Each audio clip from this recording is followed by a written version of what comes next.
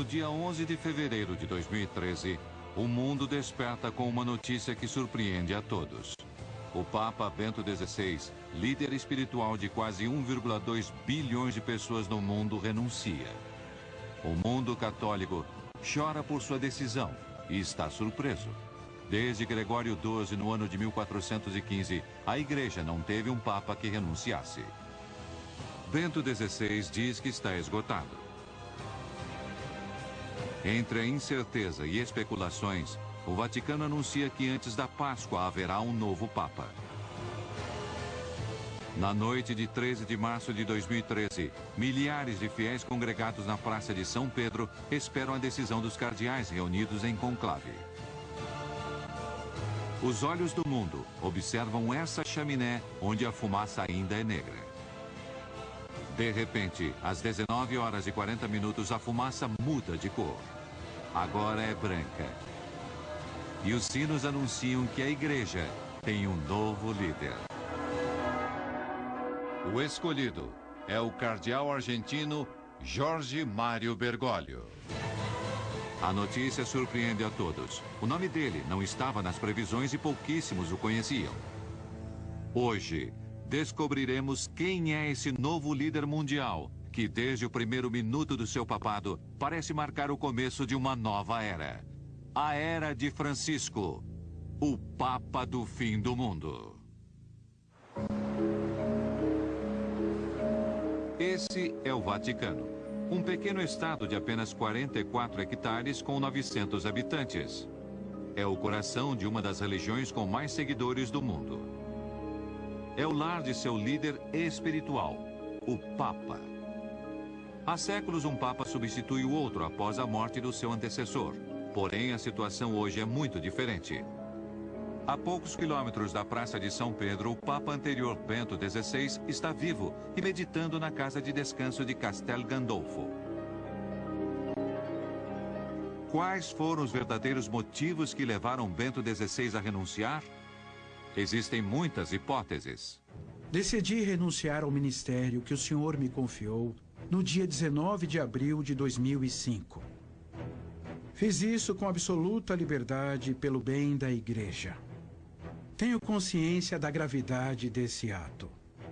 Mas também sei que não estou preparado para desempenhar o ministério petrino, com a devida força requerida. Para mim, a questão era muito simples. Com sua usual claridade, coerência e sinceridade, disse que já não se sentia muito bem, não tão forte, particularmente nos últimos tempos. Bento XVI não renunciou só por motivos de saúde, pelo coração, pelo reumatismo. Na verdade, por um lado, racionalmente, ele tinha decidido que não queria viver uma velhice de grande sofrimento como João Paulo II.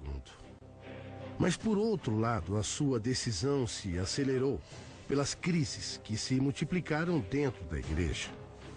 Eu não acho que seja justo dizer que há uma situação interna de crise. Crise com o mundo islâmico, crise com o mundo hebreu, crise com o mundo da ciência, até a grande explosão do Vaticano. Esses documentos que mostraram uma Cúria dividida, notas de cardeais, corrupção, falta de transparência dentro do Banco do Vaticano. Os arquivos revelados no Vaticano falam da corrupção em licitações imobiliárias do Estado Pontifício, ações irregulares no Banco Vaticano e, inclusive, um complô para assassinar Bento XVI. O culpado por essa filtração interna de documentos é o seu mordomo Paolo Gabrielli. A renúncia do Papa foi uma renúncia potente. Um gesto potente que impulsionou todo um sistema de poder. Ele se opõe a quem prejudica a imagem da Igreja, está contra a sujeira da Igreja, não? E se encontrou com a sujeira dentro da sua própria casa? Já no século XIII, devido às lutas internas, o Papa Celestino V habilitou a renúncia papal no direito canônico em meio ao escândalo. Bento decide fazer uso desse direito. Com certeza, o Papa Bento XVI teve a intuição, eu diria quase revolucionária, de pensar que havia chegado a hora de uma mudança. Mostrou que o papado é um serviço e também reconheceu seus próprios limites, dizendo em latim e muito solenemente: reconheço a minha incapacidade de administrar bem a minha missão. No dia 28 de fevereiro de 2013, a renúncia se torna efetiva.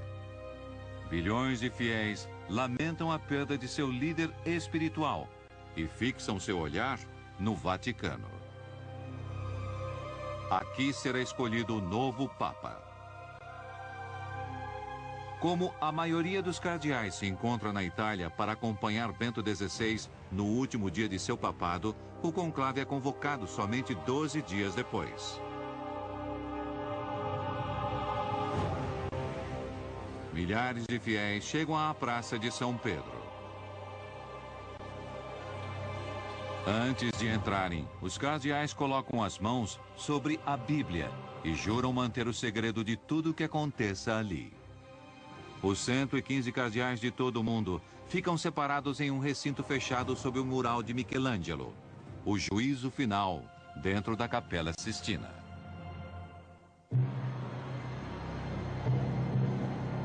Os olhos de milhões de fiéis do mundo estão fixos nessa chaminé.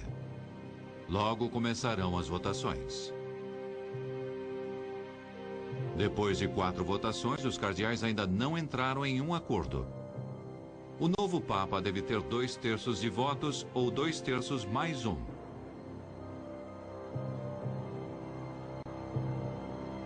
Passaram 25 horas, desde que o conclave começou e a fumaça continua sendo negra. Na praça se unem pessoas do mundo todo com o mesmo desejo: conhecer quem será seu novo líder espiritual. De repente, faltando 20 minutos para as 8 da noite do dia 13 de março de 2013, as pessoas começam a notar uma mudança na cor da fumaça. Muitos não conseguem acreditar, mas logo os sinos começam a tocar e não há mais dúvidas.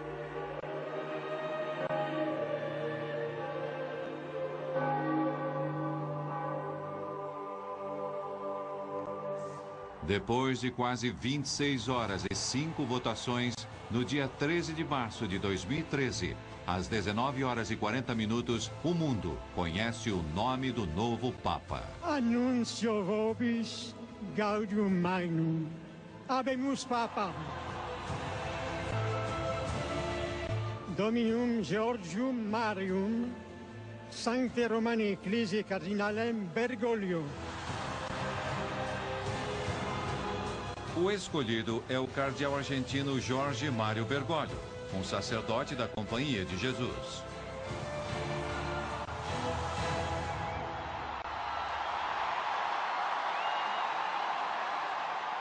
O argentino Jorge Mário Bergoglio é o novo Papa.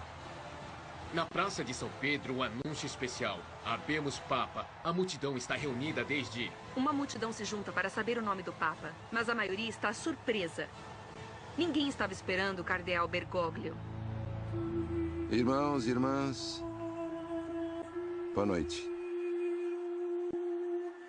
Vocês sabem que o dever do conclave é dar um bispo a Roma.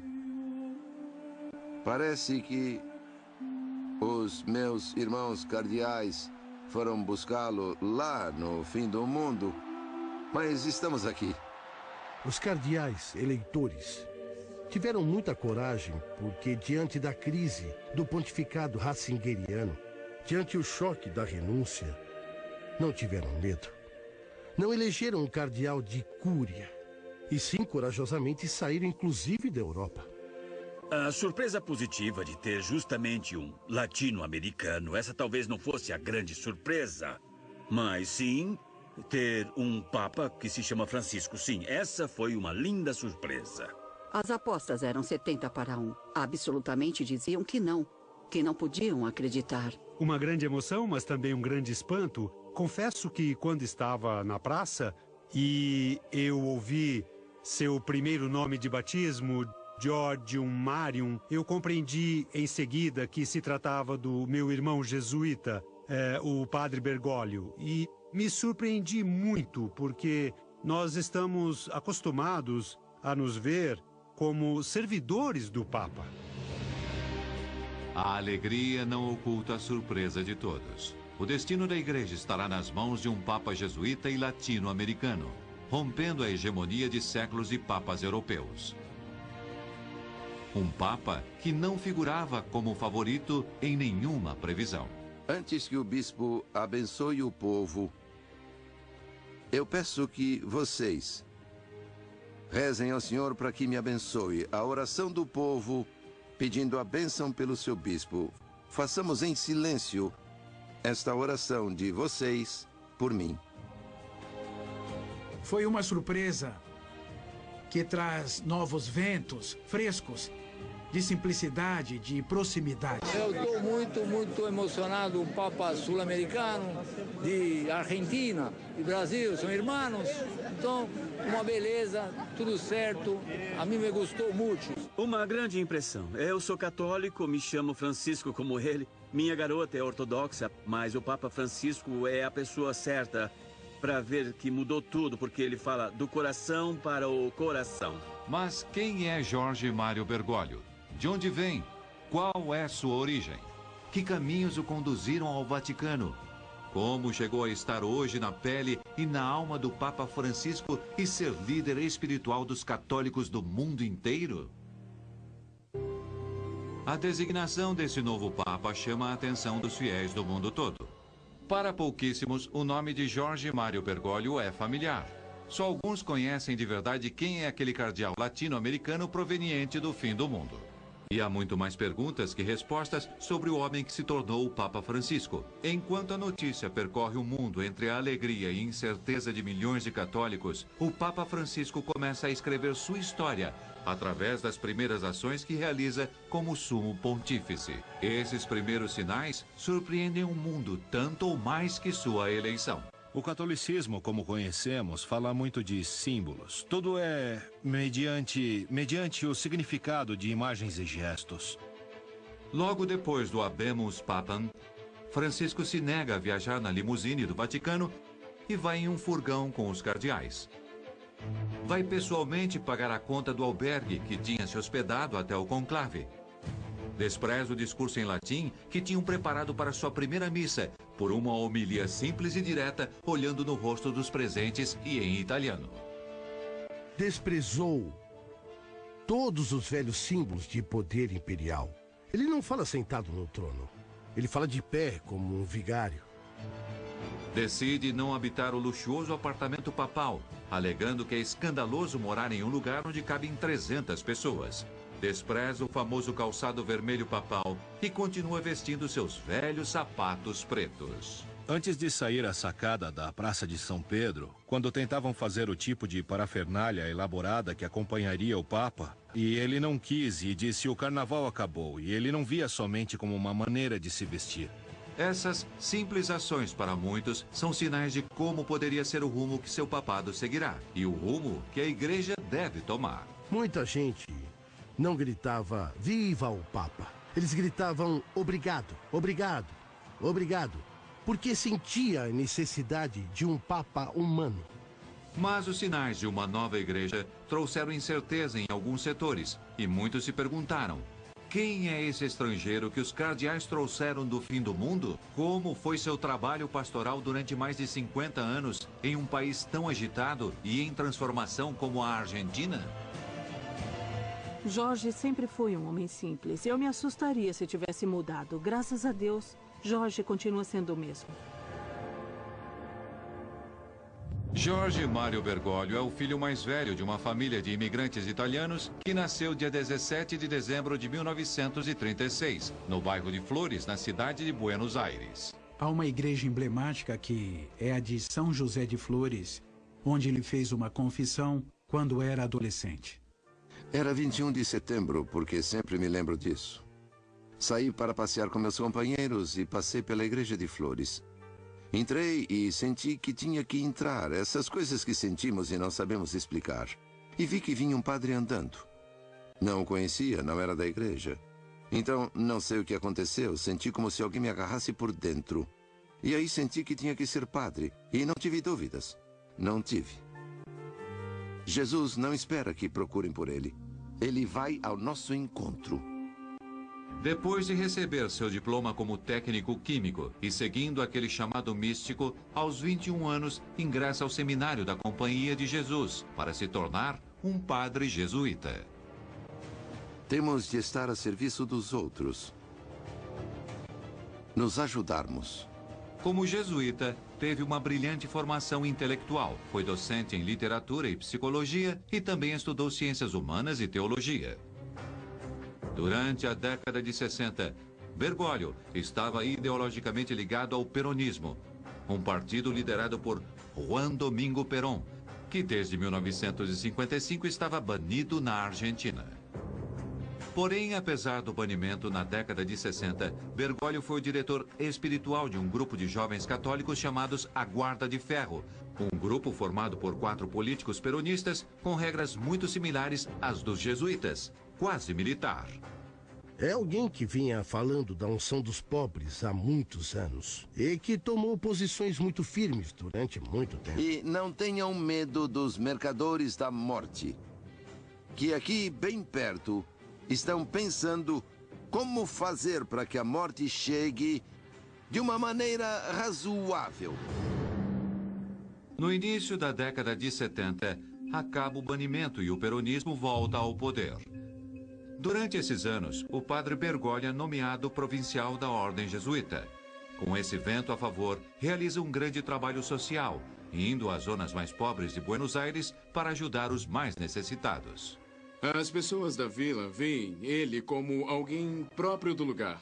Trabalhou arduamente o tema do tráfico de pessoas, do trabalho escravo. Na escola nos ensinam que a Assembleia de 1813 aboliu a escravidão. Isso tudo é mentira. Existem outras escravidões. Uma vez, quando foi dar uma palestra na vila, ele ia em um ônibus e ali subiram muitos trabalhadores da própria vila e o reconheceram. E quando ele deu uma palestra, um levantou e disse: "O senhor vinha conosco no ônibus? Isso é um sinal para nós. Realmente o consideramos um irmão nosso." São submetidos e depois não cabem no sistema. E são material descartável. Eu conheci Jorge Bergoglio na década de 70. Naquela época eu era uma advogadazinha e ele um padrezinho. Eu estava no escritório. Chegou um amigo meu com um padrezinho, porque vieram fazer uma consulta. Era um homem jovem e muito comovido pela dor dos outros. Esse era o Jorge. Vivíamos em um país em revolução. Em 1976, ocorre um fato que mudaria drasticamente o rumo da Argentina. No dia 24 de março, um golpe militar termina com o governo democrático e começa uma das ditaduras mais sangrentas da história do país. Foi provincial dos jesuítas desde 73, era jovem, era um momento muito difícil na história da Argentina. Havia uma reunião militar no poder, aconteceram coisas terríveis e há muitas discussões sobre o seu papel nisso. Esse golpe encontra o padre Bergoglio e seus sacerdotes trabalhando dentro dos bairros marginais. Há acusações de que a alta hierarquia eclesiástica está colaborando com o regime militar. Porque houve um conflito com a Igreja Católica, com a sua hierarquia. Porque uma parte da hierarquia foi cúmplice. Nesse contexto, não foi fácil para o padre Jorge Mário Bergoglio levar adiante seu trabalho pastoral. Sua alma se debate pelo seu dever como jesuíta e o próprio sentimento de ajudar os excluídos e marginais e, ao mesmo tempo, deve manter seus sacerdotes à sua ordem, longe da politização para não colocá-los em perigo. Em operações rápidas, os militares entravam nesses bairros e sequestravam todos aqueles que pareciam suspeitos. Os militares não entendiam. Se fosse branco, se fosse loiro, se estavam em uma vila, é porque diretamente eram terroristas e tinham que matá-los. São feitas listas com os nomes e sobrenomes. Nessas listas estão alguns sacerdotes jesuítas. Jorge disse aos padres que também eram jesuítas que não ficassem ali porque era altamente perigoso. Há diferentes maneiras de se viver sob um regime opressivo e ele tinha como líder religioso uma responsabilidade por todos. Os rapazes não queriam saber de nada, disseram que iam ficar. Jorge discutiu com eles, mas decidiram ficar. E um dia chegou uma tropa da marinha e os levou. Durante esses anos, Bergoglio teve que andar sobre uma linha muito estreita e arriscada. Jorge estava preocupado, fez uma quantidade de gestões para a liberdade deles. Eu me lembro que primeiro foi ver Videla. Acho que foi Videla que disse que tinham sido levados por uma sera. Os sacerdotes jesuítas que tinham sido sequestrados foram liberados pelos militares e fogem do país. A personalidade do padre Bergoglio vai se formando. Aprende estratégias, faz alianças e usa sua inteligência para levar a palavra de Jesus, sem que tudo isso seja considerado uma doutrinação ideológica por parte dos militares. São os filhos da herança que nos dizem: chorem. Chore, cidade distraída, cidade dispersa. Cidade egoísta deve chorar, pois precisa ser purificada por suas lágrimas. No ano de 1983, a democracia voltou à Argentina. O governo militar deixou uma enorme dívida externa que repercutiu a todo nível na vida dos argentinos. Foi um tempo de reconstrução, de esperanças, mas o país ficou devastado. Bergoglio teve que lutar com a herança que restou, a pobreza e todo o valor que ela trouxe. Nesta cidade, se exploram trabalhadores em oficinas clandestinas. Ele sempre foi assim. Teve essa dedicação especial por todos, e em particular pelos mais frágeis. Trabalhou arduamente o tema ligado ao tráfico de pessoas, ao trabalho escravo, da imigração, das pessoas que moravam nas vilas. Os acompanha, os aconselha, os cuida, os ensina a serem livres, a serem autossuficientes, a pensar.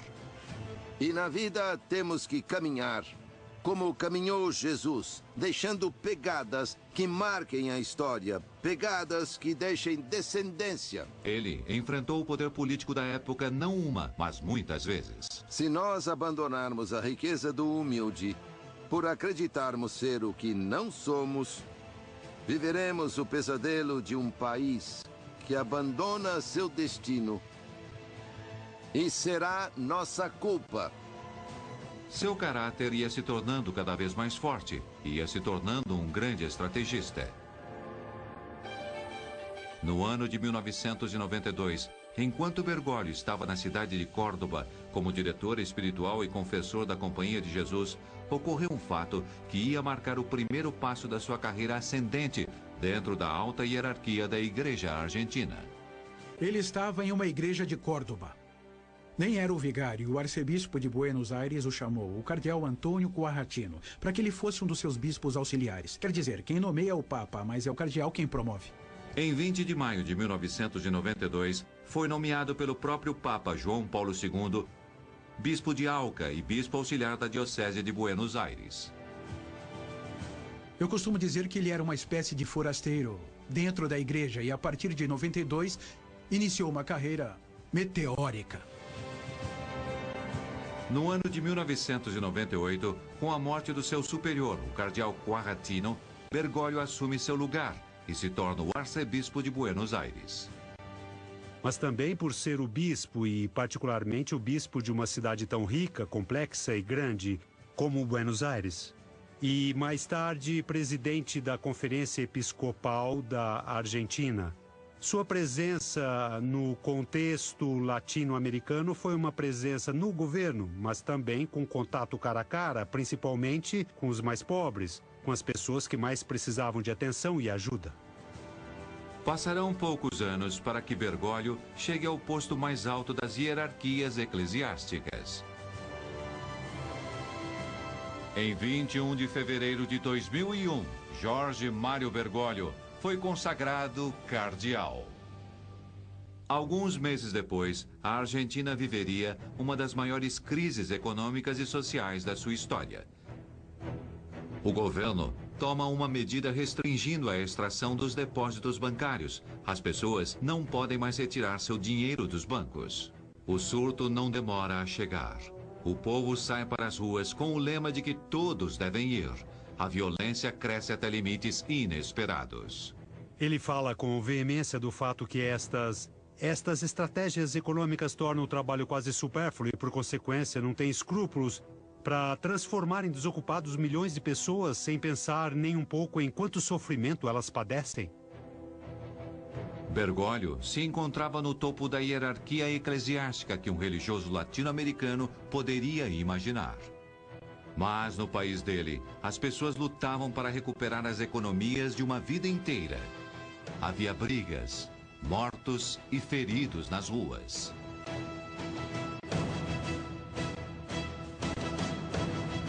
E um presidente que teve que deixar o mandato fugindo do palácio presidencial. Me chamou muito a atenção quando me contou, desde seu ponto de vista de pastor, o que estava acontecendo. Era um momento muito difícil no cenário político argentino. E ele tinha tudo isso bem presente, mas me contou a crise, principalmente através de uma imagem. A imagem de pais e mães de família que talvez tenham perdido o trabalho, que estavam em apertos e choravam de noite para que seus filhos não vissem. Me surpreendi com essa delicadeza de um homem que sabia olhar o sofrimento dos corações dos indivíduos. O cardeal se encontrava num momento chave. Podia se trancar em uma torre de cristal ou sair na rua para acompanhar as pessoas em sua luta e em seu sofrimento. Nesta cidade, há crianças morando nas ruas. Esta cidade fracassou e continua fracassando em livrá-los desta escravidão estrutural. Demonstrou que aonde for, sabe enfrentar os desafios do lugar que está. Bergoglio já era arcebispo e cardeal, porém continua com seus trabalhos nas ruas, como se esses dois títulos só servissem para ter um acesso mais fácil à ajuda para aqueles que mais precisam.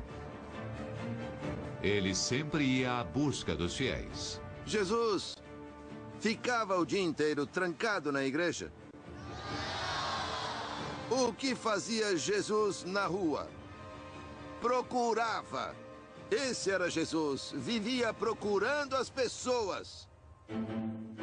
Seu estilo austero marcou uma tendência na igreja argentina, naqueles anos acostumados a certos luxos, protocolos, secretários, assistentes e motoristas particulares.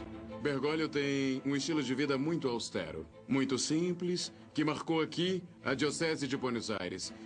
Se esse bispo de Buenos Aires vive dessa forma, nós também temos que ter uma atitude semelhante. O cardeal Bergoglio não precisa de nada disso para chegar até aqueles que ele quer alcançar. E aqueles que o procuram, o encontram facilmente.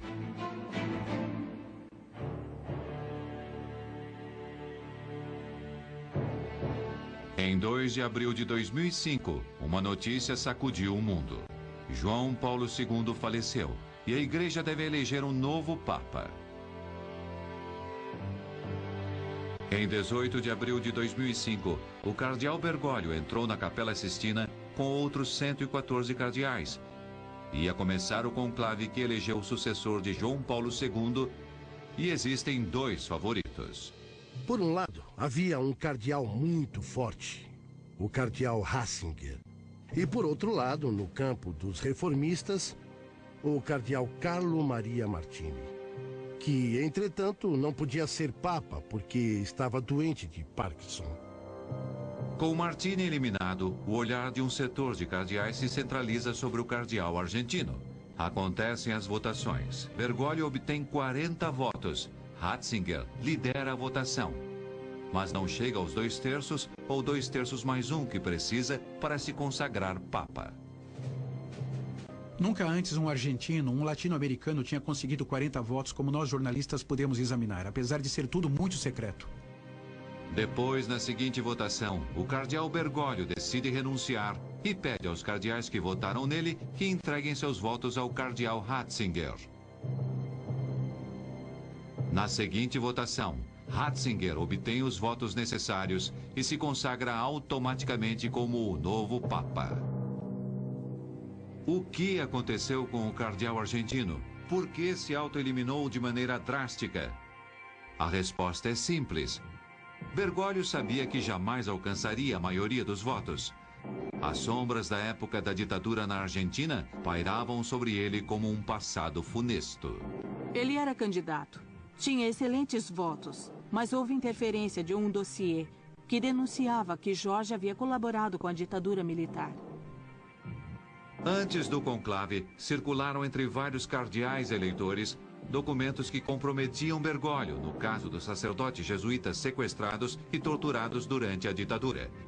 Esses documentos diziam que Jorge Mário Bergoglio os tinha entregado. 5 anos depois, em 2010, Bergoglio é chamado para declarar como testemunha na causa dos sacerdotes. Então acontece um fato curioso.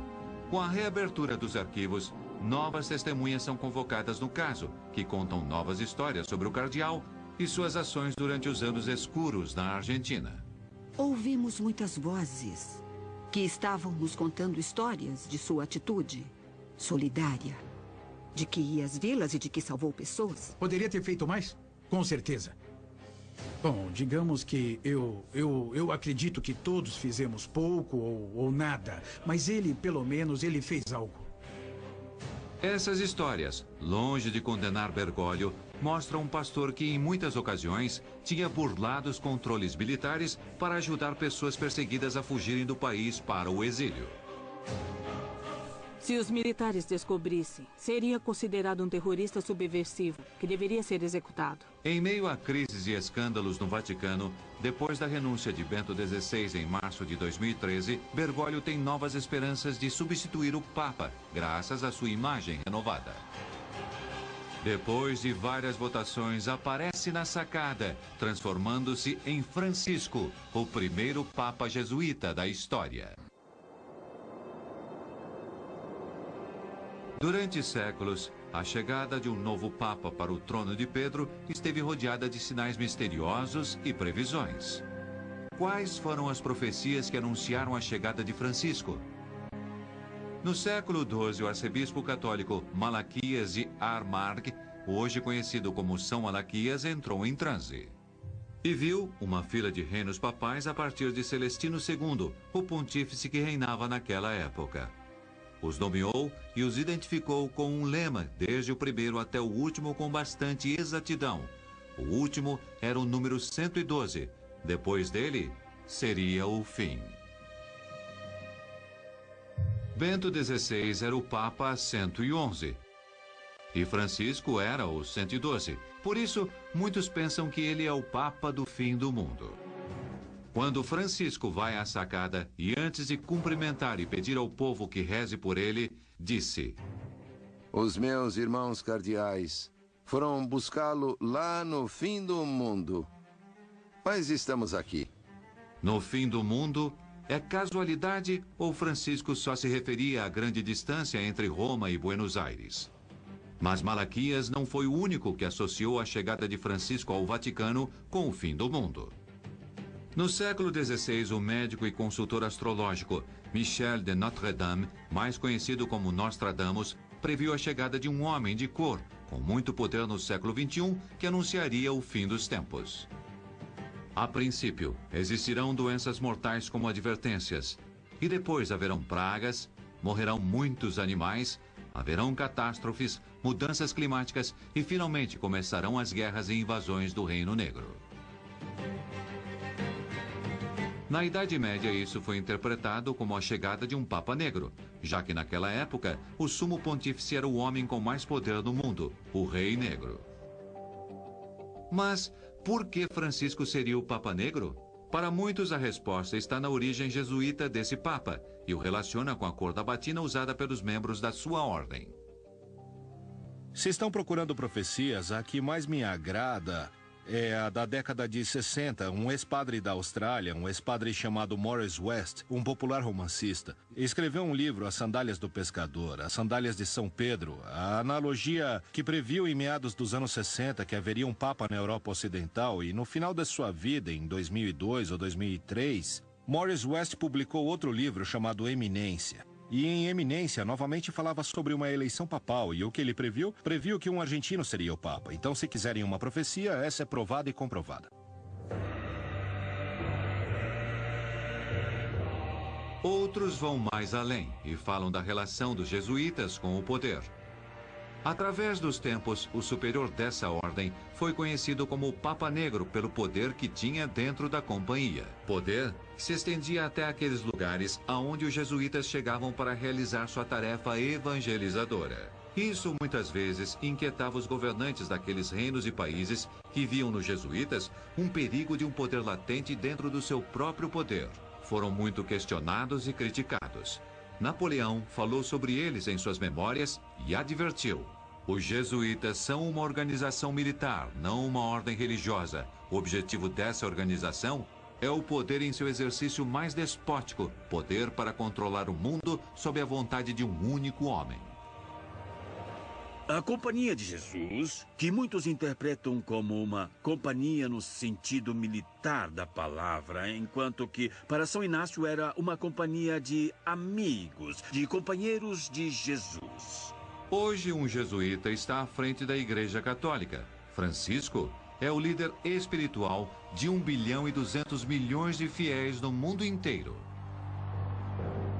Sem dúvida, essa é uma situação de poder concentrada em um só homem, como advertiu Napoleão. Quem são os jesuítas? De onde vieram? Qual sua origem? Através da história, mitos e lendas rodearam essa ordem que foi fundada em 1540 por Inácio de Loyola. Foram fundados com uma inovação que não eram monges mendicantes, e sim como se fosse o braço armado de um exército que estão à frente da batalha. Há um quarto voto que os jesuítas fazem ao concluírem sua formação, que é a da obediência ao Papa nas missões. Toda vez que o Papa, diretamente ou através de nossos superiores, deseja nos dar uma missão, um encargo, uma tarefa à companhia, nós devemos estar bem preparados para obedecer, sem fazer perguntas, sermos imediatos e tentarmos fazer com o nosso coração o que o Papa pede. Por essa lealdade incondicional ao Papa, foram chamados soldados de Deus. Como Inácio de Loyola sabia que o Papa podia enviá-los a pregar nos lugares mais desconhecidos do planeta, acreditava que aquele que se entregasse em sua ordem deveria estar muito bem preparado. Quem ele procurava? A quem? As pessoas que eram católicas como ele? Não, buscava os que estavam longe, os que não o conheciam.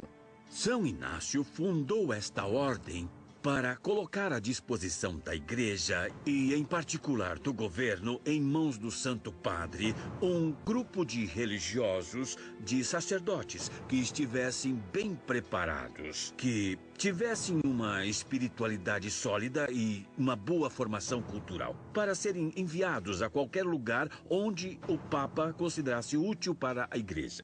O conhecimento ocupou desde o começo da ordem um lugar importante na formação de um jesuíta. Francisco, por exemplo, fala vários idiomas, e sua formação inclui, entre outros estudos superiores, o de filosofia, ciências humanas, ciências e teologia. Eram pessoas intelectuais e que tiveram um enorme destaque na Reforma Católica, como é chamada. Mas, além do conhecimento, o missionário jesuíta deveria saber enfrentar as duras condições das terras remotas, as que podia ser enviado para evangelizar. Para isso, se preparavam com uma disciplina estrita e praticavam uma vida devota e austera. No caso da Companhia de Jesus, em particular, é importante a orientação apostólica. Quer dizer, não se trata de uma instituição religiosa, de uma ordem religiosa, contemplativa, dedicada fundamentalmente à oração, e sim a uma ordem religiosa feita para o apostolado. Os jesuítas chegaram com seu trabalho evangelizador aos lugares mais remotos do mundo, onde o Papa achava que era necessária sua presença. Portanto, chegaram a ser muitos, e chegaram a ser uma força evangelizadora muito grande que influenciou em todos os níveis. Pelas suas aulas passaram personalidades tão importantes como Descartes, Fidel Castro, Calderón de la Barca, Cervantes, entre outros. Atualmente, é a maior ordem religiosa católica masculina, com mais de 17 mil membros entre sacerdotes, estudantes e irmãos. Educam quase 3 milhões de alunos no mundo. Meninas, meninos, sabem que aquele que caminha sem deixar pegadas não serve para nada. O Papa Francisco é um autêntico jesuíta e, a partir do primeiro momento do seu papado, seus sinais foram de simplicidade e austeridade. A pergunta que muitos fazem é: o que um jesuíta pode chegar a fazer diante de um dos estados mais ricos do mundo? E com essa pergunta aparecem muitas outras dúvidas. Acho que o maior risco do Papa Francisco é não atuar sobre o escândalo dos abusos e não atuar sobre as práticas de corrupção que ocorrem dentro da burocracia do Vaticano agora.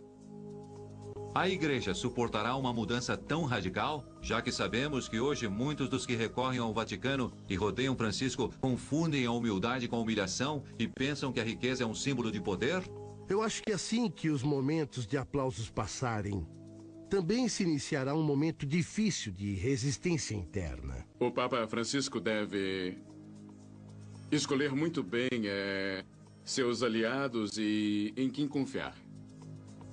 Eu me pergunto como vai fazer, porque, por um lado, ele é solitário e não jogou em nenhum time nesse sentido. Então, quem vai escolher? Quem vai escolher como aliado? Não está muito claro quem será. Porque a metamorfose e a hipocrisia são grandes e fortes. E muitos competirão para agradá-lo, mesmo tendo uma história diferente do passado, não? É possível que esse jesuíta fique perigosamente preso em uma jaula de ouro como o Vaticano? Na Cúria há muitos monsenhores que estão felizes de que agora chegue um Papa que se ocupe da Cúria. Eu acho que a maior resistência virá daqueles cardeais e bispos que temem que a perda do poder imperial do papado possa causar mudanças na Igreja Católica e possa inclusive reduzir seus papéis.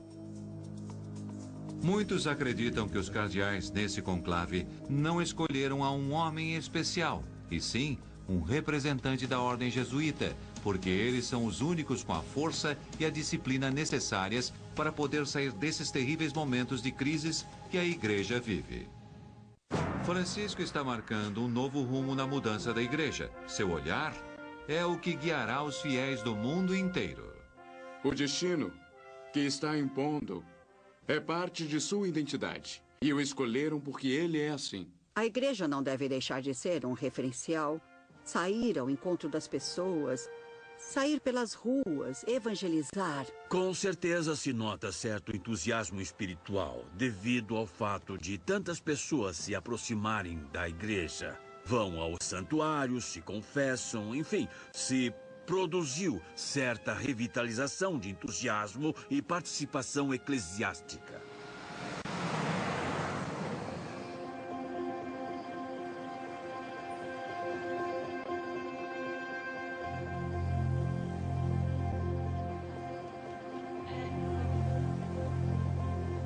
O que se espera do seu papado?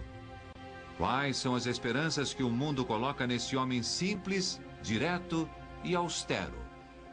Com uma expectativa muito grande colocada na figura de Francisco, principalmente sua espontaneidade, sua origem. O italiano também o favorece muito, sua preocupação pelos pobres. Eu percebi entusiasmo, seja com os conservadores ou com os progressistas. Por isso me parece que é um Papa com capacidade de unir, não de confirmar as divisões, e sim ao contrário, de pacificar. Podemos esperar um Papa próximo aos jovens. Vimos que se entusiasmaram muito na Praça São Pedro. Os que estavam lá viram um entusiasmo geral. Tenho certeza que não continuará um projeto abstrato de reforma da igreja construindo na teoria. Simplesmente seguindo o evangelho, essas coisas poderiam mudar de uma maneira, digamos, natural, simples. Esse Papa vai mostrar à igreja esse caminho que relacionado à vida simples que ele sente, mas que o mundo também reclama à igreja.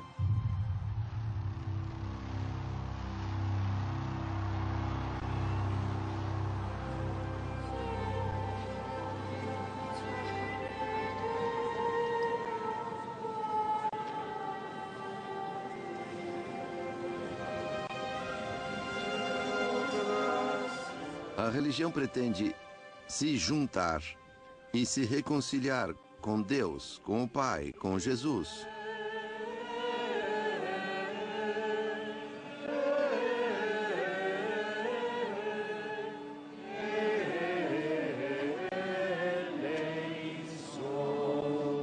O ambiente aqui é realmente surpreendente. Podemos sentir realmente esse monte de pessoas aproveitando.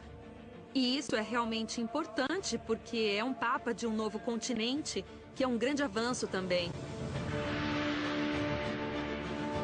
Acho que a maior expectativa é a mudança. Minhas expectativas, devido ao que o Papa Francisco fez e disse antes, é que enfatize o lado da justiça social e que fale sobre esses aspectos dela. Eu acho que será algo novo, algo fresco. Ele fala do coração para o coração. É tão próximo e tão amável que transmite tanto carinho para a igreja e para as pessoas. Essa mudança é para o bem da igreja e da humanidade. Disseram que quer mudar a igreja. Não, quer mudar o mundo. Mas além das especulações sobre a eleição dele e o que anunciam as profecias, o certo é que para a igreja termina uma era e começa uma nova com a chegada do Papa Francisco. Há um final, mas também há um começo, e esse final não tem por que ser precisamente o fim do mundo. Começa uma nova era, a era do Papa Francisco.